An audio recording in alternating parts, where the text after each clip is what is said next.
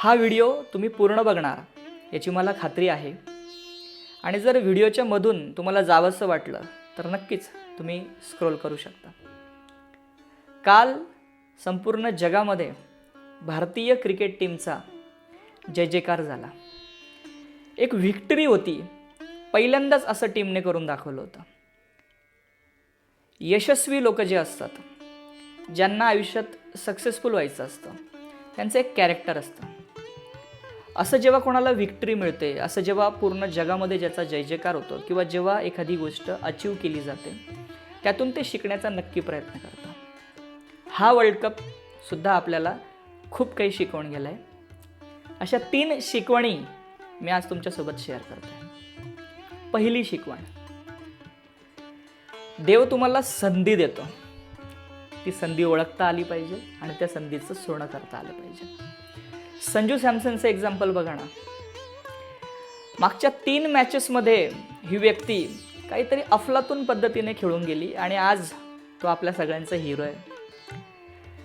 पण तुम्ही त्याच्या अगोदरचा जर प्रवास बघितला, मागच्या 3 वर्षांचा जर प्रवास बघितला, तर त्याला संधी नव्हती।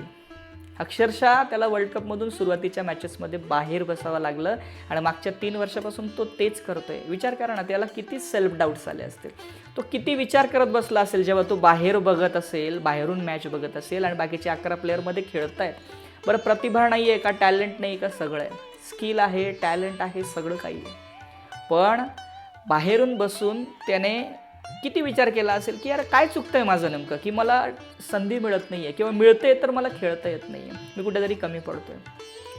आपल्याही आयुष्यात तसंच होतं। बऱ्याच वेळेस आपण प्रयत्न करत असतो पण हवं तसं यश मिळत नसतं, सेल्फ डाऊट असतो, मनामध्ये कुठेतरी असं वाटत असतं की काहीतरी चुकतंय, पण थांबायचं असतं।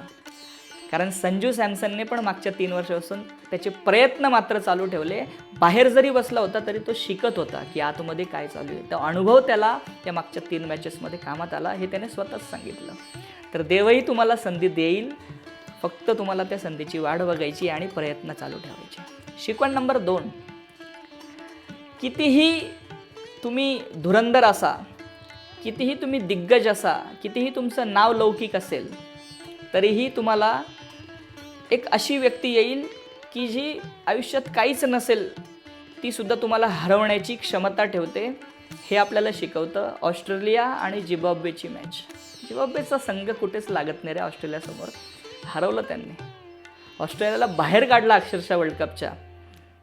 त्याच्यामुळे ऑस्ट्रेलियाचं नाव होतं, लौकिक होतं, सगळं होतं। त्याच्यामुळे डोक्यात हवा नाही जाऊ द्यायची, पाय जमिनीवरच ठेवायचे। ओके, तुम्ही कितीही आयुष्यात मोठे झाले, कितीही आयुष्यात पुढे गेले, तर आपल्याला डोक्यात हवा जाऊ द्यायची नाही आहे। ही दुसरी शिकवण आपल्याला ऑस्ट्रेलियासारखा संघ शिकवून जातो। आणि तिसरी महत्त्वाची शिकवण जी तुम्हाला या वर्ल्ड कपमधून देऊन जाते ती अशी आहे, तुम्ही जिंकत नंतर असता, आधी तुम्ही मनाने जिंकणं गरजेचं आहे।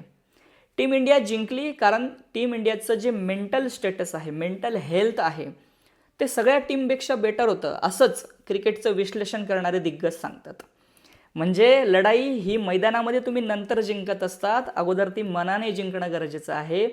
आणि सगळ्यात महत्त्वाचं, स्वप्न बघितलं गेलं पाहिजे आणि त्या स्वप्नाचा पाठलाग करण्यासाठी प्रयत्नही तितकेच केले गेले पाहिजे।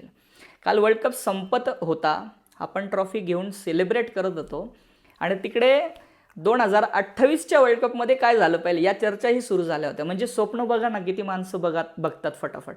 तर आपणही स्वप्न बघितली पाहिजे आणि ती स्वप्न सत्यात उतरवण्यासाठी सतत प्रयत्न केलं पाहिजे। मी हा रील बघणाऱ्या सर्वांना या ठिकाणी सदिच्छा देतो। देव आपल्या पाठीशी नक्की उभा राहील, फक्त प्रयत्न करणं गरजेचं आहे।